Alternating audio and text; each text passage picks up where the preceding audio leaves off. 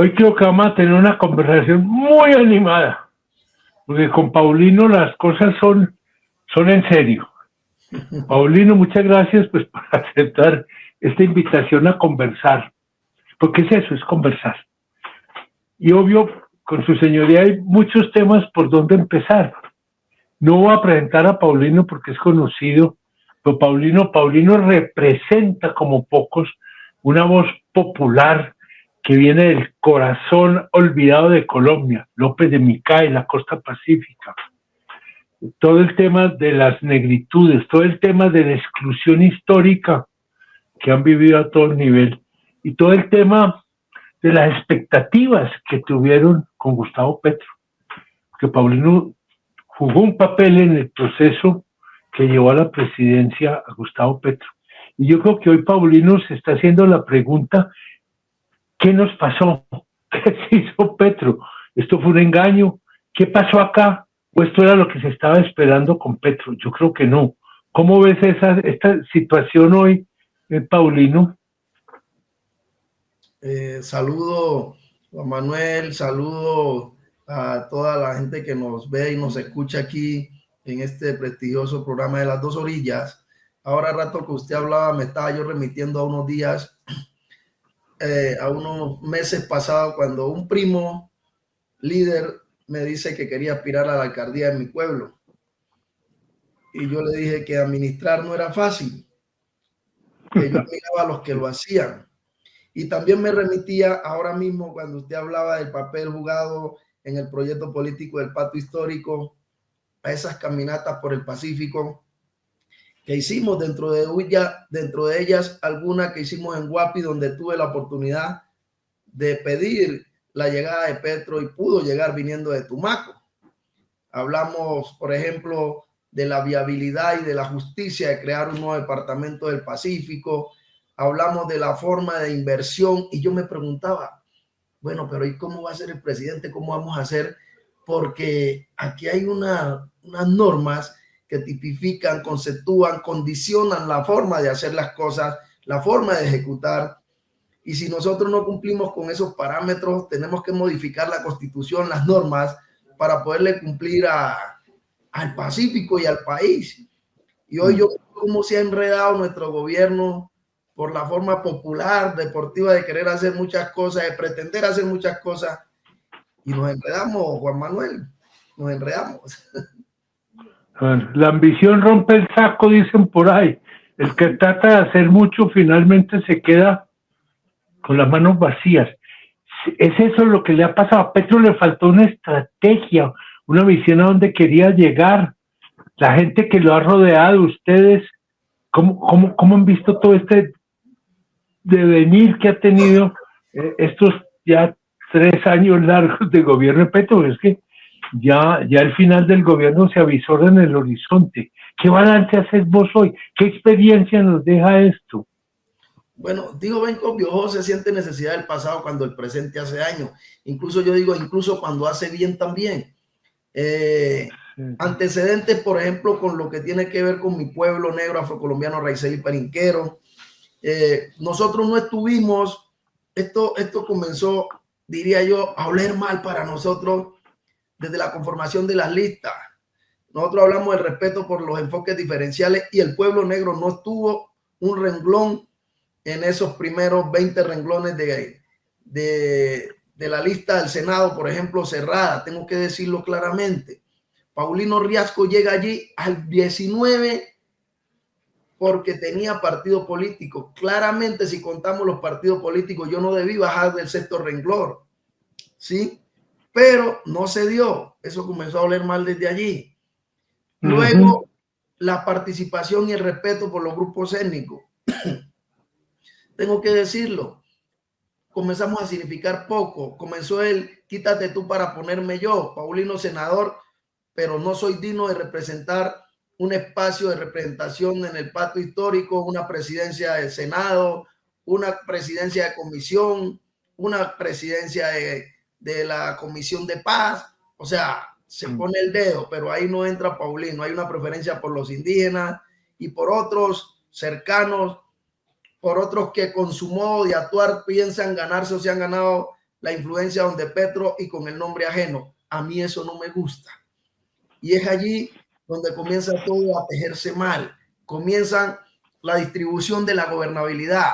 Había un punto 7 en los acuerdos del pacto que decía que sería conformada por todos los partidos que conformamos el pacto. Se decía también que quienes no llegaran a renglón seguido en la lista del Senado, no llegaran a ser elegidos, harían parte integral del gobierno. A toda esa gente se fue empujando, se les fue diciendo gracias de una manera desleal.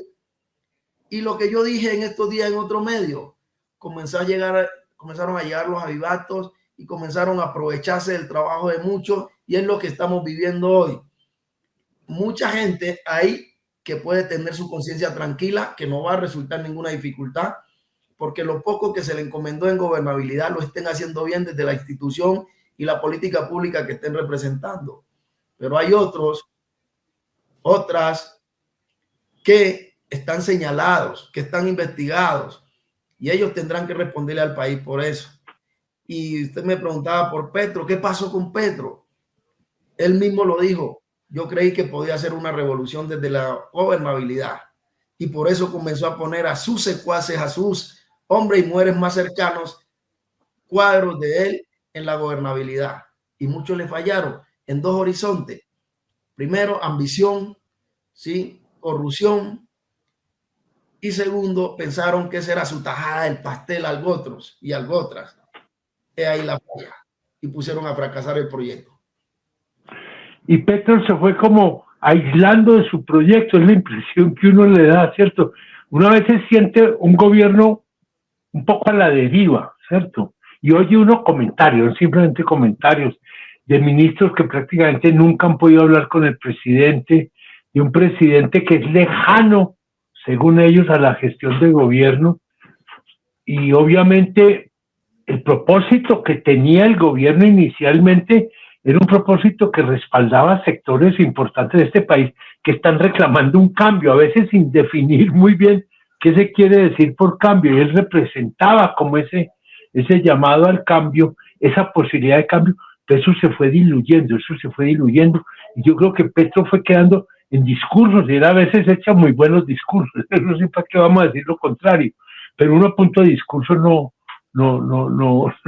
cambia las situaciones, y sobre todo si no se constituye un equipo fuerte con un jefe que explícito, es muy difícil. Yo pienso que la mayoría de los ministros se deben de sentir hoy muy a la deriva, y así sigue. Entonces un gobierno que prometió pero no dio, no sé, un gobierno como vano en el propósito que tenía.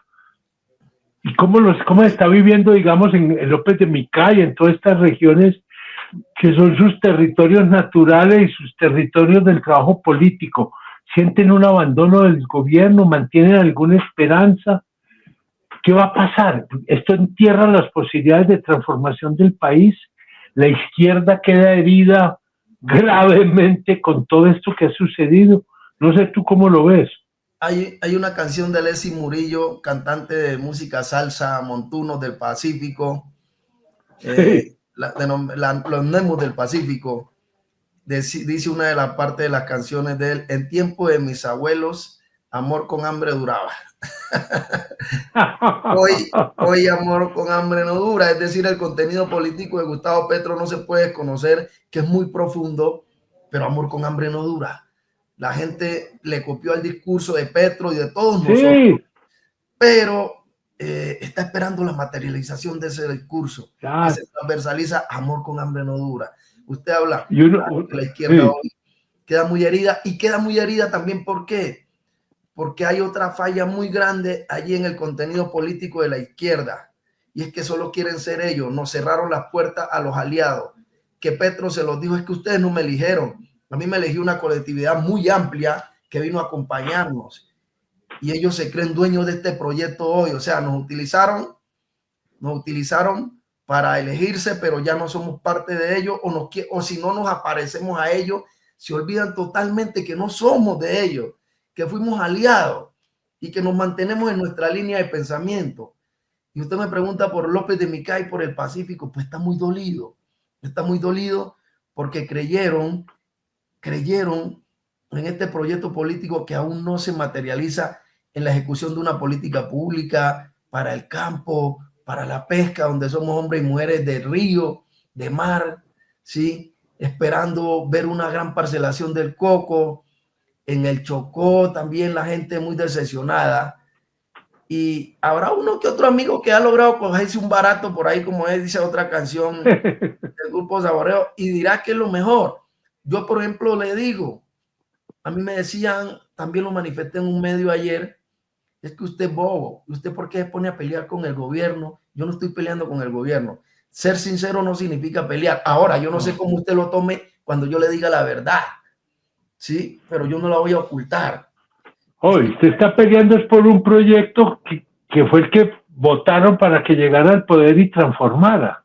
Bueno, y es que si no es ni siquiera siquiera contra Petro, digámoslo, es una cosa personal.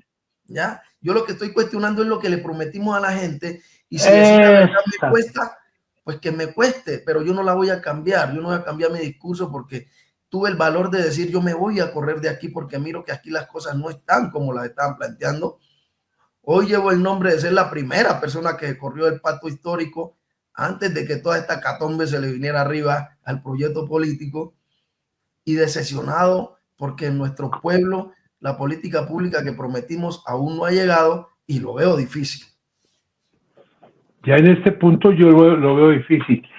Y bueno, hablemos del 8 de agosto con el nuevo gobierno. ¿Usted qué avisora como escenario de posibilidades políticas para este país en lo que podríamos llamar el pospetrismo?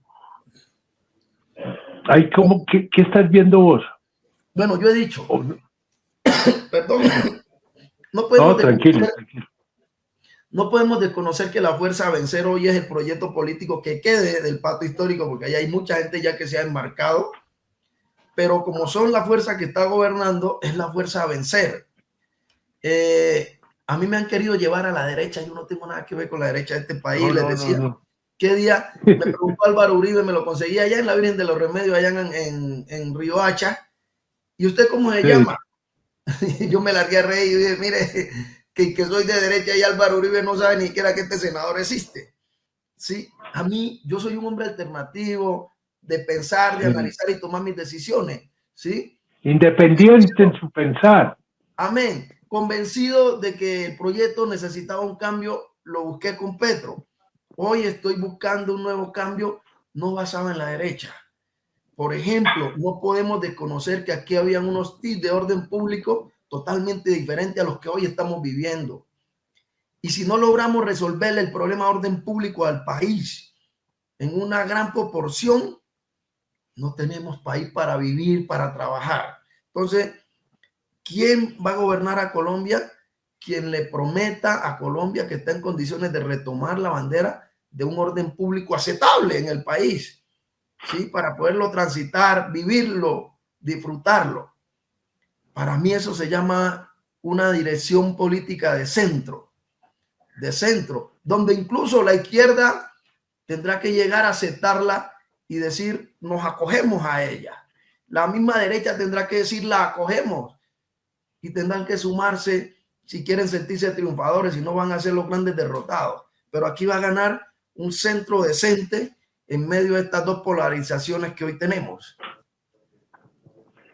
Me encantaría poder firmar esa declaración al lado de la firma suya.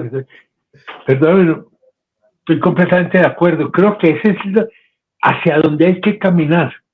Sí. Yo creo que ahí nos vamos poniendo de acuerdo. ¿Cuál es el camino y con quiénes vamos a hacer ese recorrido, cierto? Porque creo que esto tiene que ser una cosa de amplia convocatoria. No podemos ahora empezar a echar dedos. Es que este es de derecha, este es de izquierda, este es una cosa, este es la otra. No, somos colombianos todos y colombianas que queremos meterle el hombro para que este país sea por lo menos un país decente, un país vivible, un país donde vivir no sea una amenaza de muerte, ¿no? Digno de que podamos vivirlo, sí, porque está... Digno, exactamente, y eso nos da dignidad a nosotros. Sí. Oye, una pregunta que yo sé que siempre debe de contestar, y usted alcanza a vislumbrar ya algunos nombres que podrían estar impulsando este proyecto. Mire, no es todavía para candidaturas, sino como fuerzas que se van amarrando, que si arrancamos desde ya con candidaturas, vamos a matar toda posibilidad de llegar a acuerdos. Eso iba a decir, no tanto nombres, pero aquí estamos caminando varios frentes que yo los considero decentes y aceptables, caminando en esa dirección alternativa para salvar a Colombia. Por ejemplo, yo estoy en un frente muy sencillo que es con Colombia Justa Libre, Liga de Gobernantes, ADA. Hay 12 movimientos significativos de personas hasta ahora. Están indecisos la ASI, Colombia Renaciente, Demócrata, que es de origen étnico también. Y así hay otros frentes que yo creería que nos podríamos encontrar mañana y unirnos por el bien de Colombia, y que o se pierde la derecha y la izquierda o se suman, pero no nos van a rotar la decencia que se está organizando en diferentes frentes. Tenemos que llegar a una gran coalición, que no haya ninguna posibilidad de que esta gente que sigue polarizando el país nos arrebate en el futuro de Colombia. Absolutamente de acuerdo. Y en ese punto, este tema de los grupos armados, ¿no?, que permanecen. Yo personalmente tengo mis dudas de que todavía eso se puedan calificar como unos grupos armados con un sentido, una orientación, una vocación política. Yo creo que eso se ha perdido mucho, porque el avance del narcotráfico, toda esta ilegalidad, nos fue avasallando, se nos fue comiendo como un cáncer desde adentro. ¿Hay alguna posibilidad allí? Aquella idea de la paz total que muchos creímos desde el comienzo que era un cuento chino, una buena intención. ¿Quién no quiere la paz total? Pero la paz total no surge simplemente porque se dice que se quiere. ¿Cómo ves estos grupos y la posibilidad de que podamos ir avanzando hacia unos acuerdos que puedan desembocar en unas situaciones, pues, de paz? Una paz que se va consolidando, ¿no? Mira, Juan Manuel, este tema es complicado, y yo cada palabra que sale de mi boca frente a la opinión política de este gobierno, quisiera que no fuera a chocar con ellos, quisiera que saliera verdad para que la gente evalúe, porque mi intención no es chocar. Como lo dije, a mí me da vergüenza y me duele cosas que pasan en este gobierno, porque es que yo puse mis votos a ellos, yo me elegí. Claro, claro. ¿Sí? Y yo me siento parte del fracaso y del triunfo, así me haya corrido un poco. A vos te duele lo que está pasando con el gobierno. Total, mire, yo me puse a pensar en estos días. Yo dije, me parece tan indolente que el presidente Petro y su equipo de Comisión de Paz, o sea, su equipo que él constituyó para hablar de paz y negociar con los diferentes grupos, no haya podido materializar un pequeño proceso de paz, como por ejemplo el de Buenaventura. Si no somos capaces de hacer algo con esas 2 bandas enfrentadas en Buenaventura, o 3 bandas enfrentadas en Buenaventura, un piloto con ellos, este problema de FARC y de ELN es mayúsculo, ¿sí? Que diría yo que debería ser secundario versus la descomposición que hoy se está llevando a cabo en muchas ciudades con grupos, bandas pequeñas, que el gobierno no ha sido capaz ni de combatirlas, ni de sentarse con ellos en la mesa a hacer algo serio. A ver, ¿a dónde diablos vamos? Exactamente. Y eso va creciendo, eso se va esparciendo. Y el germen de la violencia encuentra situaciones muy maduras a lo largo y ancho del país para que aflore. Entonces aquí, en vez de ver un apaciguamiento, lo que estamos viendo es un agravamiento del conflicto, ¿no? De los conflictos. Total, yo no creo que en Buenaventura haya 1000 pelados armados entre esas 2 bandas, yo no creo. Sí. Y no pudieron. Y no somos eso. Y ellos siguen avanzando como frente a una sociedad y a un Estado, y a un gobierno como impotente, pasivo, ¿sí? Echando el discurso, pero es que a punto de discurso no vamos a cambiar la realidad. A Dios rogando y con el mazo dando, como dicen. Sí, entonces, sí, yo quisiera contarle al final de este espacio lo que conté. Mire, yo soy un hombre que trato, no soy perfecto, pero he tratado de no contradecirme, mantener mi línea política, mi línea de pensamiento aquí. Yo soy de los que he orado para que Dios me corra el camino, gente que me ha querido maltratar, gente que ha querido sobrepasarse conmigo, cuando aún me asiste la razón. Yo no buscaba la razón de lo que hoy está pasando, pero para el tiempo, para las razones es tiempo. Pero quiero decirle, yo encomiendo a Petro, incluso en oraciones que hago, y le digo, Padre, ilumina a este hombre para que las cosas comiencen a cambiar. Padre, por favor, corre del camino a ese poco de gente que hoy Petro tiene ahí en las instituciones, haciendo y deshaciendo, para que lleguen otros y otras, a ver si alcanzamos a hacerle algo al país aceptable. Pero las regiones, si hay aquí gente decepcionada, no diría yo ofendida para no ponerle rencor a la entrevista ni a la opinión de la gente, si hay gente decepcionada hoy es los campesinos en quien nos escudamos, por quien supuestamente luchamos, por quien llegamos aquí. Esa gente está muy decepcionada hoy.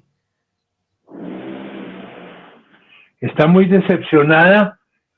¿Y vos crees que hay el peligro de que esas personas decepcionadas sean de alguna mente capturadas por unas fuerzas distintas, ¿no?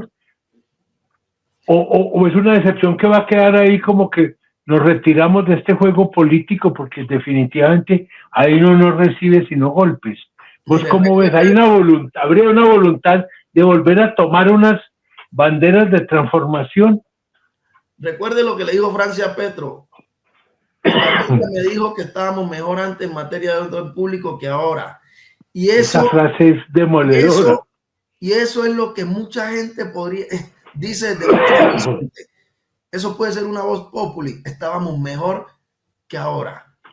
Y todo lo que se dice aquí choca. Tú opinas y choca. No ponen los oídos para tratar de corregirlo. ¿Sí? Estábamos mejor antes que ahora. ¿Sí? Se empeoró la situación. Yo tengo una gran preocupación, y es que si Colombia no logra corregir en materia de orden público lo que hoy estamos viviendo, las demás políticas públicas son secundarias. Mire lo que está pasando en Catatumbo. No puede llegar el Estado al cañón del Micay. No puede llegar el Estado con su representación porque no hay garantías. Y eso está en contra de lo que le prometimos al país, de lo que prometemos al campesinado. Si no podemos llegarle al campesinado a dejarle algo de lo que le prometimos como gobierno, eso se va en reversa. Pero fíjate una cosa. Va esa población en contra de nosotros a la hora de votar. Sí, señor, le escucho. No, Paulino, es que lo que estás diciendo yo creo que es muy cierto y que es terriblemente preocupante. Primero porque el Estado, el gobierno que representa al Estado en estas circunstancias y momentos no ha cumplido, ¿sí? Entonces está fallando. Pero segundo, da la impresión de que ese Estado es impotente para enfrentar estos problemas de seguridad. Uno lo siente a veces como acorralado, como, no sé si es que el gobierno no lo deja operar, no sé, pero la uno no solamente no se está haciendo lo que se le había ofrecido y comprometido a hacer para el país, sino que además no se está dejando que lo que nos quedaba de estructura, de autoridad y de convivencia esté volando en mil pedazos. Esto parece un país que está quedando sin dueño, sin Estado prácticamente, ¿no? Se me ocurre concluirle de la siguiente manera.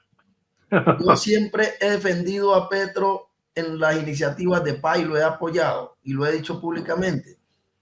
Pero yo no estoy de acuerdo con que un proceso de paz se haga con los fusiles con la boquilla hacia arriba o al frente. Eso deben de estar depuestos, con la boquilla al piso, a la tierra. Sí. Hasta tanto se esté hablando de paz. Y Petro, con sus dotes de revolucionario, pensó que la guerrilla, que los grupos al margen de la ley se le iban. Hombre, ya soy yo, y entonces venga, concertemos. No, señor, es un negocio establecido que hay que ponerle unas condiciones como Estado que no pueden estar por debajo de las de ellos, o hay que combatirlos. Y fuimos muy condescendientes con el tema, y mire el enano cómo se creció. Nos cogió ventaja, sí, porque es que el fusil hay que tenerlo abajo, pero también tiene que estar de alguna manera lista, porque en un momento dado hay la necesidad también de responder, ¿no? Pero es el de los grupos al margen de la ley, el del Estado debe estar, no tendría yo el término militar para decirlo, pero listo, en paz y emergencia, diría yo algo así, que este es de la defensa civil, pero sí, pero es el del sometido, o el que está buscando someterse, que debe estar dispuesto, el del Estado debe estar ese listo sí, en emergencia. estamos de acuerdo. No es el uno en el suelo y el otro listo para montarlo, pues sin que esté tampoco ya montado para disparar, pero está listo por si se necesita. Porque esa es la soberanía nacional que no debe ser. Esa es la soberanía. Porque es que el Estado necesita una base de autoridad. El Estado tiene que ejercer una autoridad democrática, no autoritarismo, una autoridad al servicio del proyecto y la defensa ciudadana. Usted y yo estamos a punto de vestir ya uniforme, le cuento. Y hoy estamos 50-50 prácticamente. Mire la gravedad de este tema. Exactamente.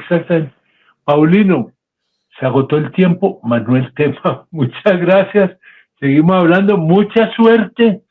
Me interesa ver cómo va perfilándose esta propuesta política que la tenemos que armar, yo diría que entre todos. Ese sí que era un llamado. Llegó el momento de juntarnos y dejar tanta carajada y emplear una expresión, un acuerdo sobre lo fundamental. ¿Cuáles son los 5 puntos básicos donde nos tenemos que poner de acuerdo para sacar este país adelante? Porque a veces son buenos para poner a pelearnos en los detalles y lo fundamental lo dejamos a la deriva. Total, vamos a hacer una orilla en el centro. Y el en el centro, extremo centro. Paulino, un abrazo, gracias.